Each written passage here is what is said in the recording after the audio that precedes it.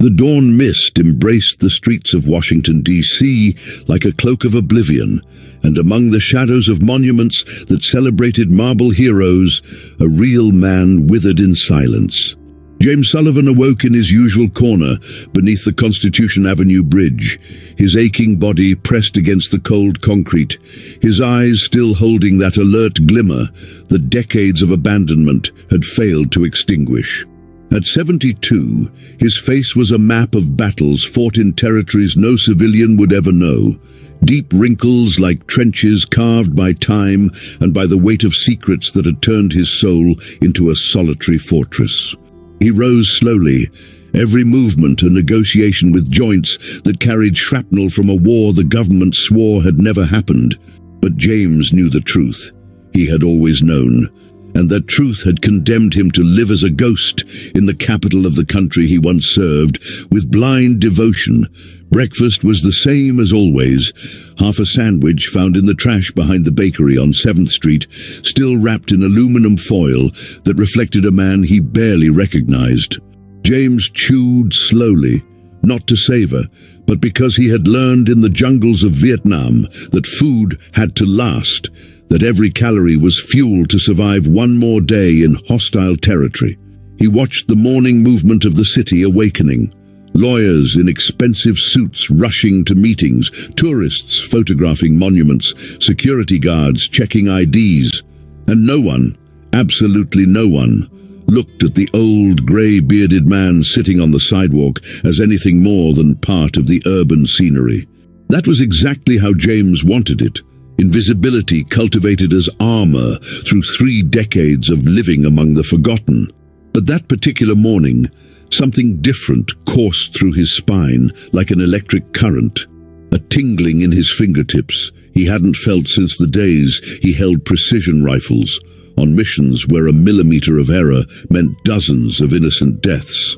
He folded the aluminum foil with military precision, tucking it into the inner pocket of the worn-out coat he wore year-round, and his eyes, still blue as a winter sky despite the cataracts forming, fixed on the direction of the National Mall. There was unusual activity. Sound equipment trucks, metallic structures being erected, the coordinated ballet of security teams checking perimeters that James could mentally map without even approaching. A presidential rally was being prepared, and while most of the local homeless were already planning to leave the area to avoid the inevitable clean-up operation that always preceded official events, James felt something pulling him in the opposite direction. It was as if every cell in his body, trained to detect invisible threats, was awakening from a deep sleep, screaming warnings his conscious mind could not yet decipher. He tried to ignore it, tried to convince himself they were just ghosts from the past, haunting an old man who had chosen to live among cardboard and memories.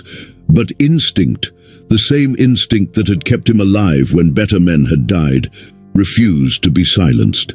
James ran his hand over his face, feeling the roughness of the beard he hadn't trimmed in months, and closed his eyes for a moment that seemed to contain entire decades. He saw flashes of helicopters falling in flames, the faces of comrades whose names were carved on memorial walls while his had been erased from every official record, dark rooms where impossible orders were given by men who never dirtied their own hands.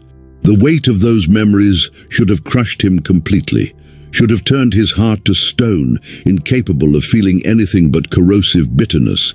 Yet somewhere deep inside, so deep that James had almost forgotten it existed, still pulsed the oath he had sworn at 19 when he believed serving his country was the noblest calling a man could have. He opened his eyes again, and the decision was already made before his rational mind could argue against it.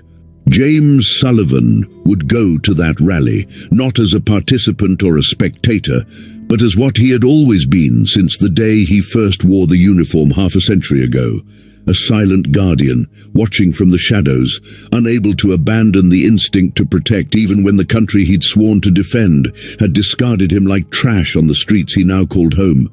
The hours dragged with the thickness of molasses as James watched the city prepare to receive the leader of the free nation, every detail absorbed by eyes trained to read patterns where others saw only organized chaos. He walked the streets with the deliberate slowness of someone with no destination, but his brain processed information at military speed, counting Secret Service agents disguised as civilians, memorizing escape routes, identifying blind spots in the security coverage with the ease of a man who had once planned operations where the margin between success and massacre was a matter of millimeters. No one noticed the staggering homeless man who occasionally stopped to rummage through trash cans. No one realized that each pause was a carefully chosen observation point.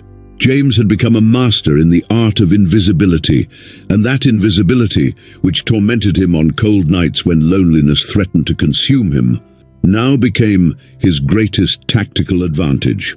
The premonition that had awakened him that morning grew like a storm on the horizon, and he could no longer ignore the ancestral call of the warrior still living beneath layers of wrinkled skin and tired bones. Around noon, James positioned himself at his chosen observation post, an apparently random park bench near the area where metal barriers already formed a labyrinth protecting the stage where the president would speak in a few hours.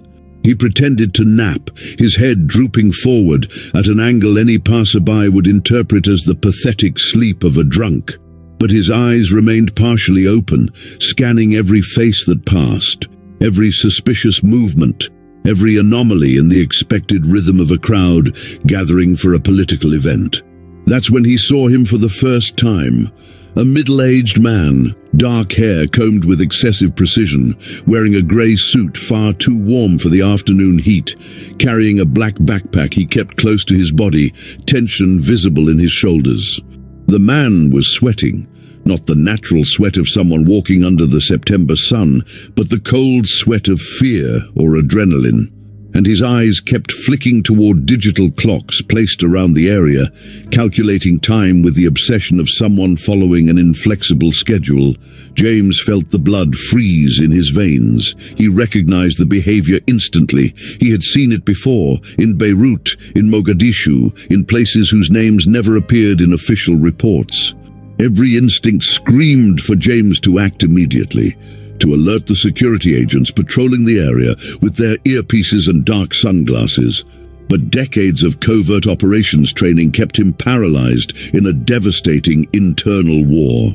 If he approached the authorities, he'd be dismissed as a paranoid lunatic, just another delusional homeless man seeing conspiracies where there were only anxious citizens.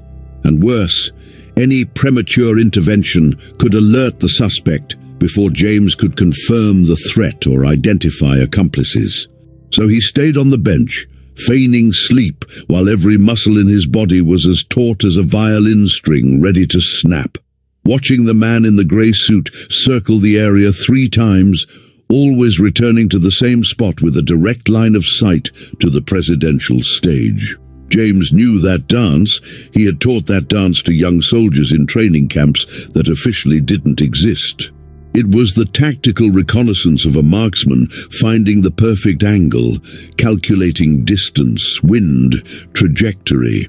And when the man finally adjusted something inside the backpack with furtive movements that confirmed James's worst suspicions, the old soldier understood there was no more time for doubt or protocol.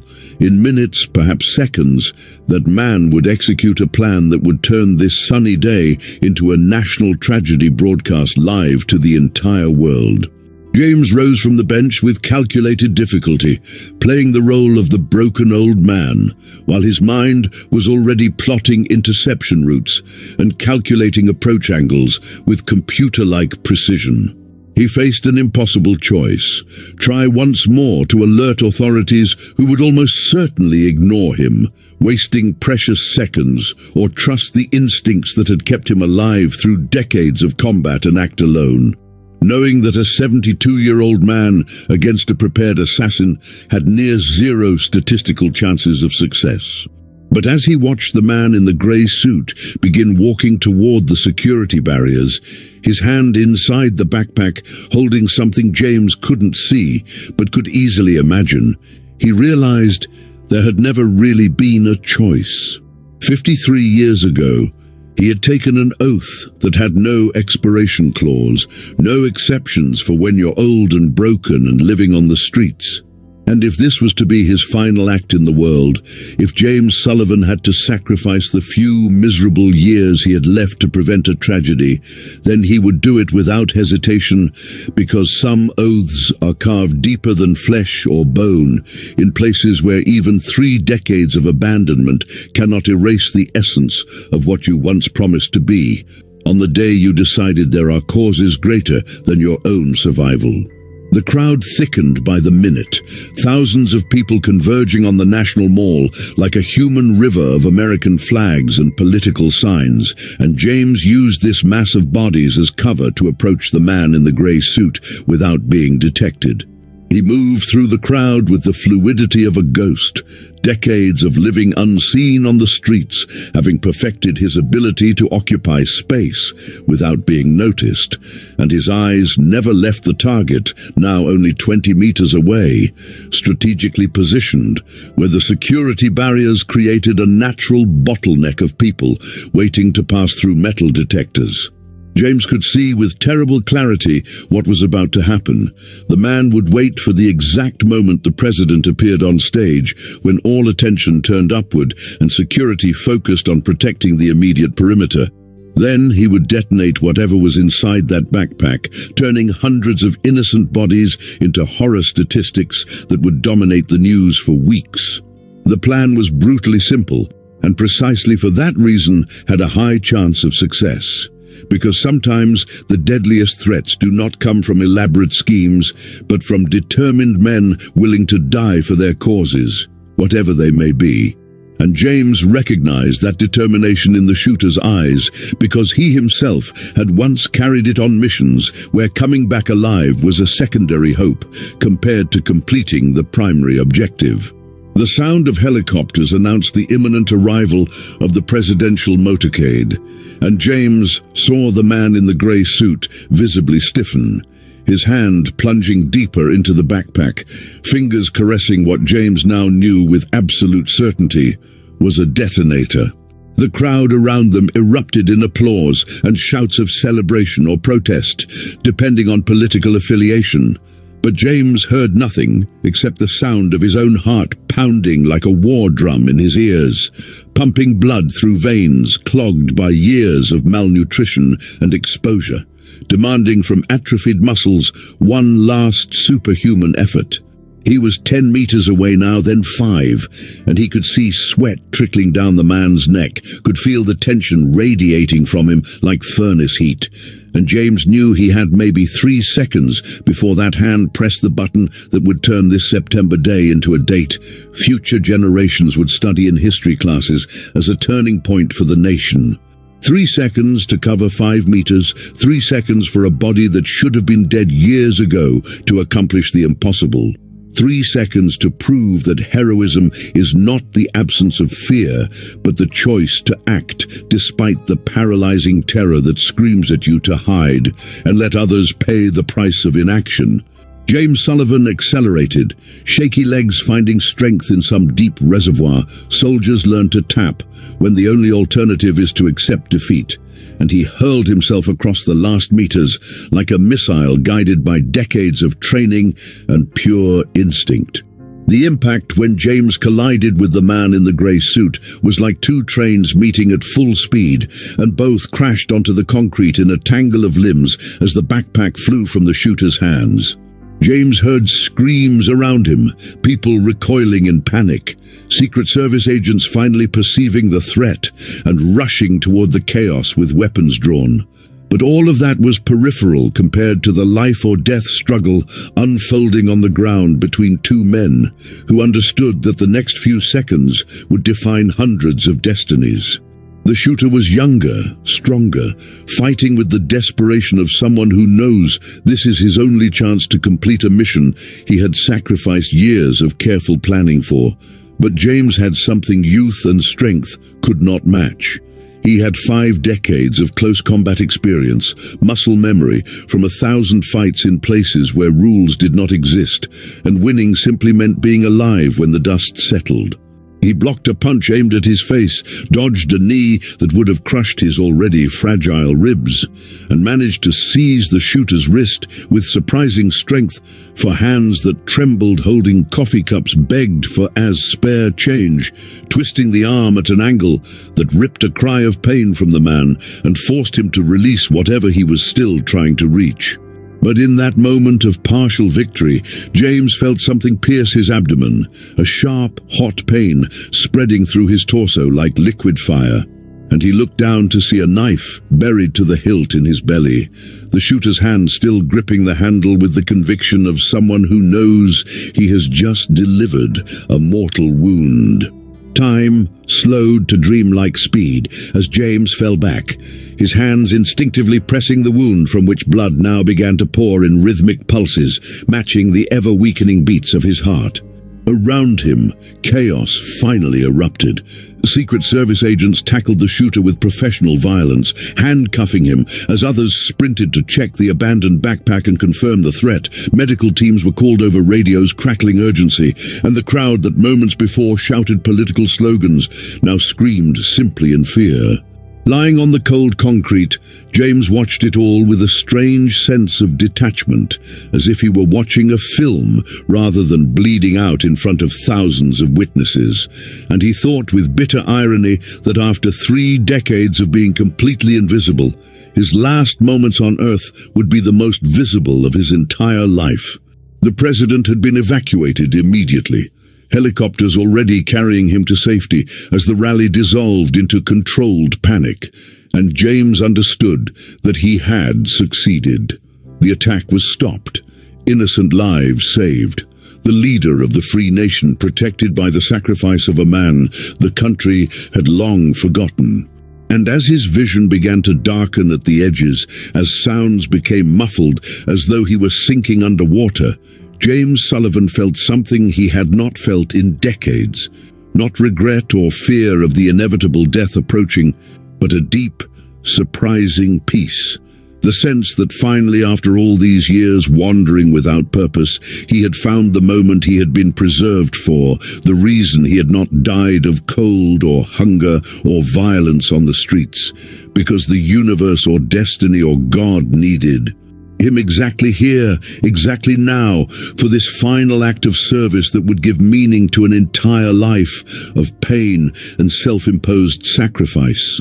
Firm hands pressed against James's wound while urgent voices shouted for medical equipment, and through the haze of pain consuming every nerve ending in his body, he recognized the face of a young paramedic leaning over him, an expression of professional determination fighting barely disguised panic.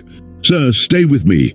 Help is coming. You're going to be okay," the young man repeated like a mantra as he applied pressure in a futile attempt to stem the blood escaping between his fingers in a quantity they both knew was incompatible with survival. James tried to speak, but only blood bubbled from his lips, and he saw in the paramedic's eyes the terrible recognition of an injury beyond any possibility of salvation. The knife had pierced a major artery and probably vital organs, and even if an ambulance arrived within seconds, James Sullivan was already technically dead, only his stubborn body refusing to accept the inevitable for a few precious moments more. Around them, the world continued its frantic motion, agents barking orders, bomb squads examining the abandoned backpack, reporters already broadcasting the chaos live to millions. But for James, all of it was just background noise as he fought to remain conscious long enough for one absolutely essential thing he had to communicate before the darkness claimed him completely. With superhuman effort, James grabbed the paramedic's uniform, pulling the young man closer with surprising strength for someone draining of life, and managed to whisper through blood-stained lips, "Backpack! Under Constitution Bridge! My things! Letters!" The words came out fragmented, each one costing energy he no longer had to spare, but he had to ensure they would find his belongings. the only items of value he owned after 3 decades on the streets. The paramedic nodded frantically, understanding the urgency of a dying man's last request, and James saw tears in the young man's eyes, probably someone who had never held another human being as life irreversibly slipped away. "I'll make sure they find it, sir, I promise," the paramedic said in a breaking voice, and in that simple promise, James found final comfort. Someone cared. Even if it was a stranger who didn't know his name or story, someone would witness his last moments with humanity and compassion, instead of the indifference that had stalked him for so many years.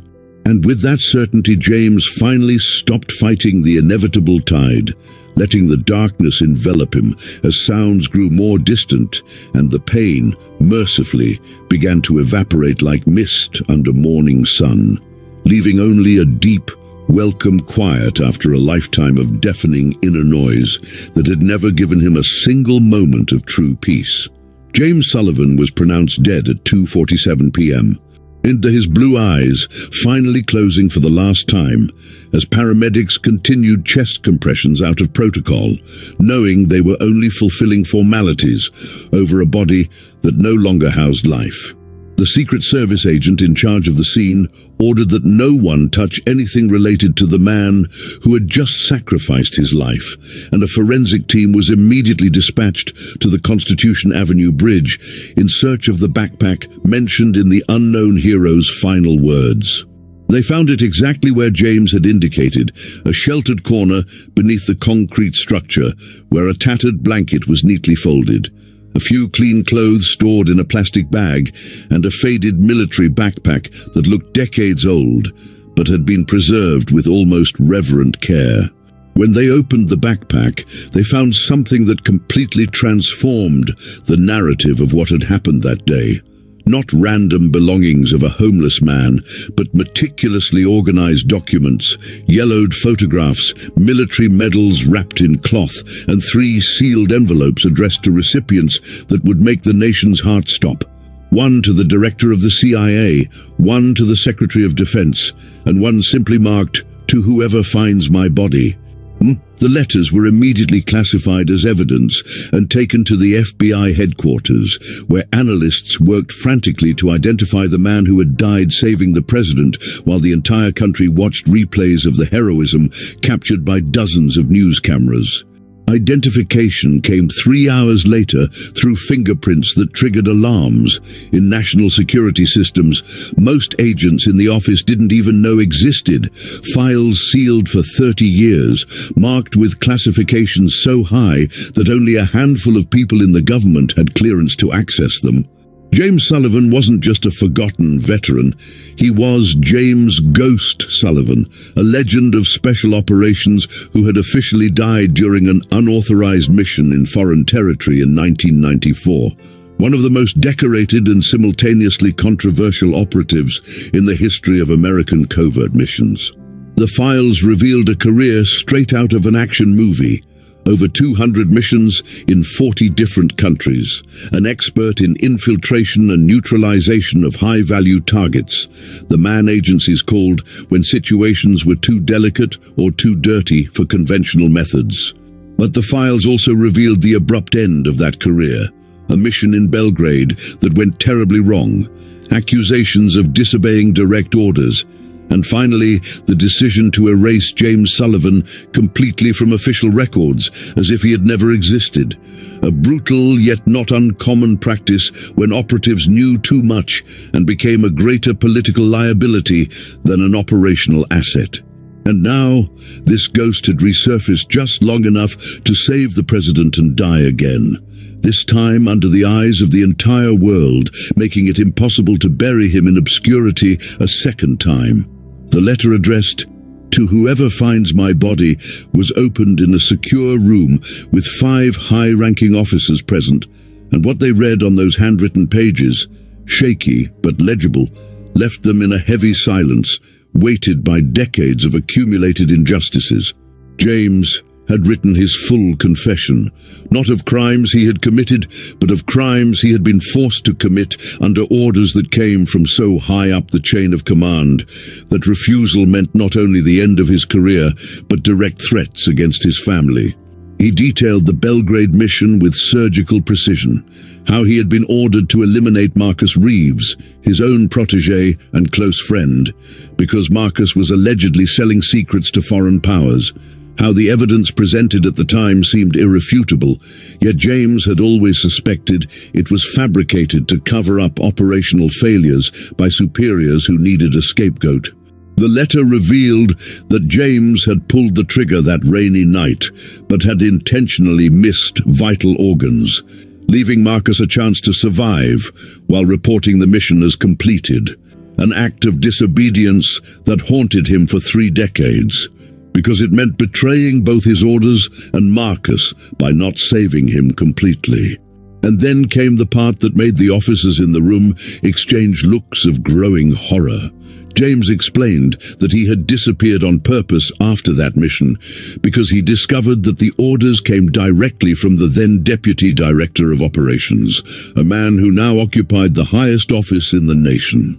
The very President of the United States, whose life James had just saved with his own blood, was the same man who had ordered his transformation into an assassin and later his erasure from the records when he became too inconvenient. The officers read in mounting shock as James described the years that followed, how he watched from afar as the man who had destroyed his life climbed the political hierarchy, how every television appearance was a renewed dagger of betrayal, yet how James never considered revenge because his oath was to the nation, not to the individuals who temporarily governed it. He wrote about choosing life on the streets as a form of self-imposed penance, believing he deserved to suffer for pulling that trigger in Belgrade regardless of the circumstances, and how that penance paradoxically gave him a peace he would never have found in a comfortable life built upon a foundation of blood and lies. The letter ended with a simple yet devastating request. James didn't want posthumous recognition or restoration of honors, nor did he want his story used to embarrass the president or destabilize the government. He only wanted any compensation or benefits he was owed to be used to create a permanent fund, helping homeless veterans in Washington, D.C., especially those who, like him, carried invisible wounds from wars the nation preferred to forget. And in a final line that broke the hearts of everyone who read it, James had written, "If my death served to protect life, then I've finally done something I don't have to spend eternity regretting. And that's redemption enough for a man who lived decades believing redemption was impossible for someone with my scars and sins." The second letter, addressed to the director of the CIA, was opened with trembling hands by an officer who had served under James decades earlier and recognized the name instantly when his identity was confirmed. The content was different from the first, more technical, more detailed, filled with operation codes and references only insiders would fully understand. James systematically listed 17 classified missions in which he had received orders that violated not only international law, but also the Uniform Code of Military Justice, missions where civilian targets were eliminated under the pretense of threats to national security that subsequent documentation would prove were fabricated or exaggerated. He named names, specific dates, GPS coordinates, and most importantly, he revealed that he had kept detailed records of everything as a life insurance policy in case the government ever decided to eliminate him permanently. Those records, he said, were hidden in a secure location that would be revealed only in the event of his death. But here came the devastating plot twist no one expected. James explained that the attack he had just prevented wasn't the act of a random madman or political extremist, but a carefully orchestrated act of revenge by Marcus Reeves, the man James had been ordered to kill 30 years earlier, who had somehow impossibly survived that night in Belgrade. The letter revealed a truth James had discovered only weeks before through a network of informants among the homeless population. Marcus had not only survived, but had spent 3 decades building a new identity and climbing the ranks of private security organizations, all while meticulously planning his revenge, not against James, but against the man who had ordered his execution, the current president. James wrote that he had secretly confronted Marcus 2 weeks before the rally, meeting him in an abandoned shelter where forgotten veterans sometimes gathered to share stories no one else wanted to hear. The meeting was charged with decades of pain and betrayal, but ended with a shocking revelation. Marcus showed James irrefutable evidence that the accusations against him in 1994 were completely fabricated, that he had never sold any secrets, and that the entire operation had been staged to cover up a leak that came from much higher up the chain of command, possibly from the very deputy director who was now president. Marcus was determined to expose this truth in the most public and dramatic way possible, by assassinating the president at a nationally televised rally, and then revealing the motives in a manifesto that would destroy not just one man, but potentially the entire public's faith in the nation's security institutions. And James, after hearing all of it, made the decision that would define his final days on Earth. He wouldn't try to stop Marcus out of loyalty to the president who had betrayed him, but because a public assassination would turn Marcus into the very monster he had never been, destroying any chance of real justice through proper channels. James fundamentally believed that exposing truth through violence only created martyrs and counter-narratives that allowed the guilty to escape true accountability. The Situation Room in the White House was in absolute silence as the Chief of Staff finished reading aloud excerpts from James's letter to the President's inner circle of advisors, each word falling like a slow detonating bomb beneath the foundation of lies upon which an entire political career had been built. The President sat at the head of the table, his face pale as marble, his hands trembling visibly as he processed the reality that the man who had just saved his life was the same man he had ordered to be eliminated 3 decades earlier. An order based on fabrications he had never questioned because it had been politically convenient to have a scapegoat for a disastrous operation.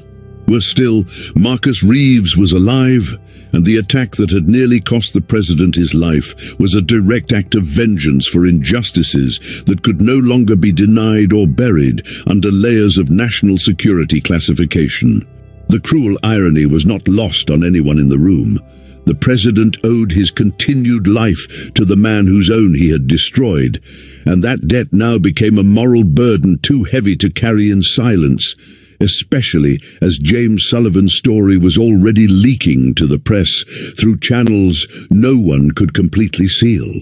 Meanwhile, in the morgue of the military hospital where James's body awaited formal autopsy, the forensic team made a discovery that added a final layer of complexity to an already impossible narrative. James Sullivan had not only died from the knife wound, he had been dying for months from advanced pancreatic cancer that would have taken his life within weeks, even without the violent intervention. Post-mortem scans revealed a massive tumor and metastases across multiple organs. The condition so advanced that doctors estimated James had likely been living with excruciating, constant pain for at least 6 months. Pain he endured in silence on the streets without access to treatment or even basic painkillers. The revelation completely transformed the meaning of his final sacrifice. James hadn't merely chosen to protect the president despite every betrayal. He did so knowing he was in the final days of his life anyway, turning his inevitable death into an act of meaning instead of a silent waste in some forgotten alley.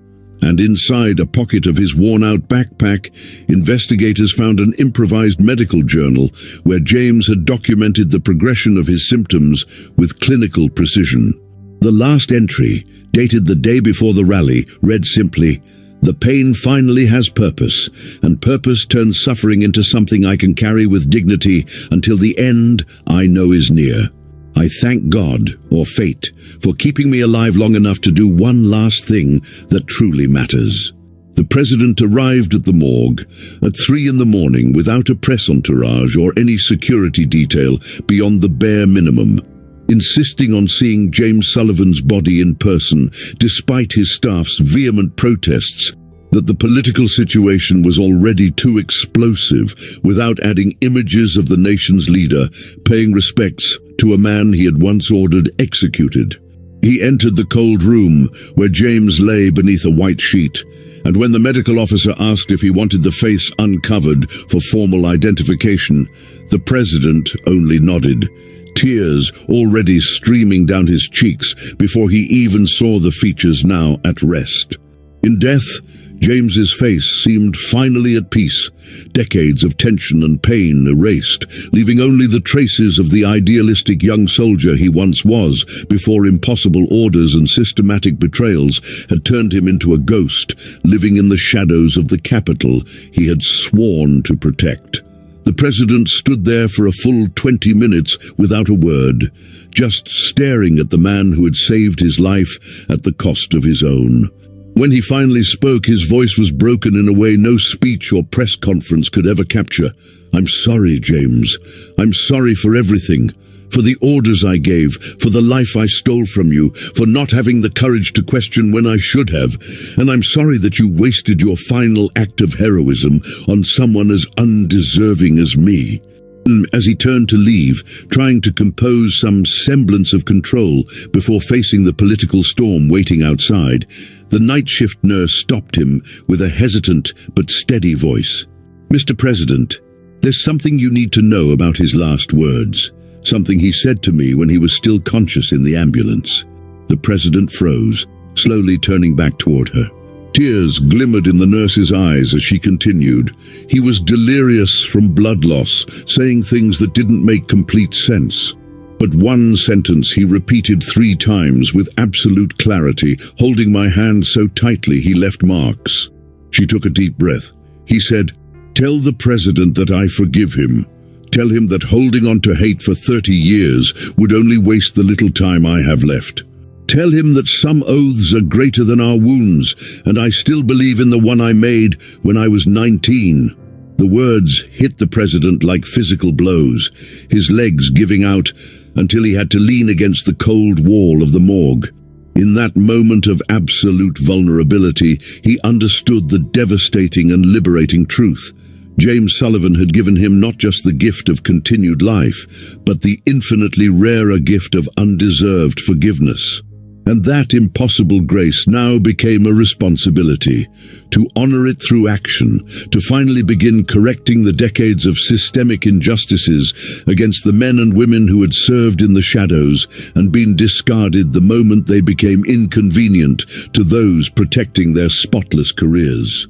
6 months after the day James Sullivan died saving the president, Washington, D.C. awoke to a transformation that would have seemed impossible before that tragic and redemptive September.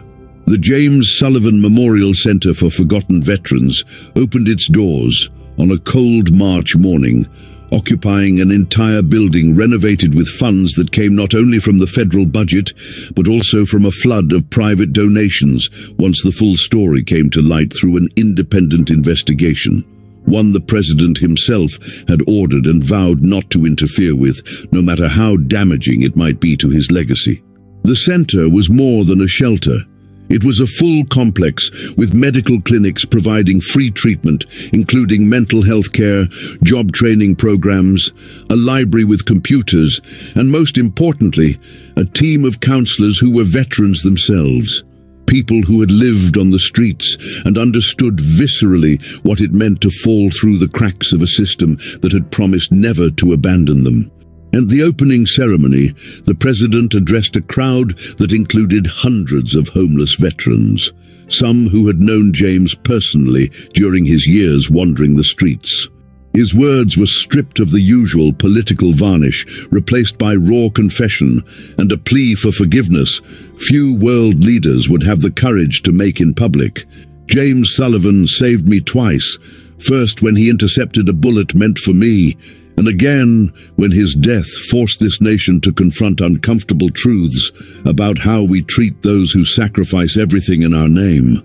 I vowed to dedicate every day I have left in office to ensuring that his final sacrifice transforms how we care for our veterans, not through empty words on holidays, but through sustained action and real resources for real people with real needs, who can no longer be ignored or buried under the weight of national security classifications. Marcus Reeves watched the ceremony from the television in his federal maximum security cell, serving a 20-year sentence for attempted assassination and conspiracy. A sentence paradoxically reduced when evidence preserved by James proved that Marcus had, in fact, been a victim of systemic injustice decades earlier. The legal system, in a Kafkaesque twist, was simultaneously punishing him for trying to kill the president while acknowledging that he had legitimate reasons to seek accountability. But Marcus felt no bitterness as he watched. On the contrary, he finally found peace in understanding that James had given them both what they had most desperately needed. For Marcus, validation that he was not the traitor the charges had made him out to be, and the beginning of a process that would eventually clear his name.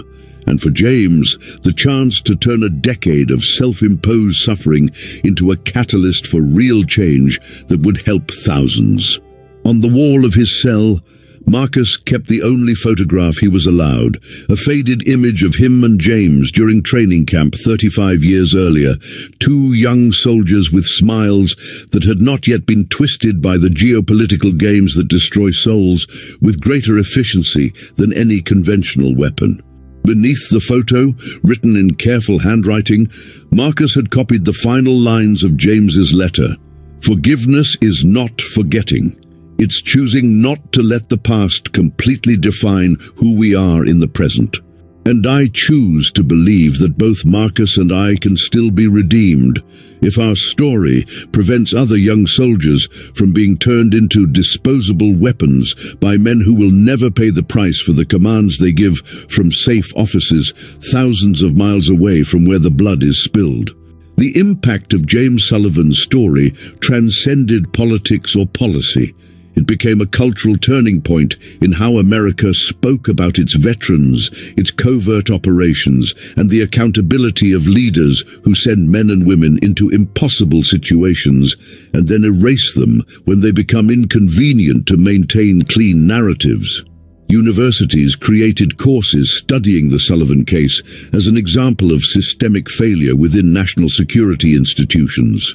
Documentaries were filmed, books written, and a growing movement pushed for reforms, ensuring that no future veteran would be erased from the record when he became a problem for superiors protecting their own careers.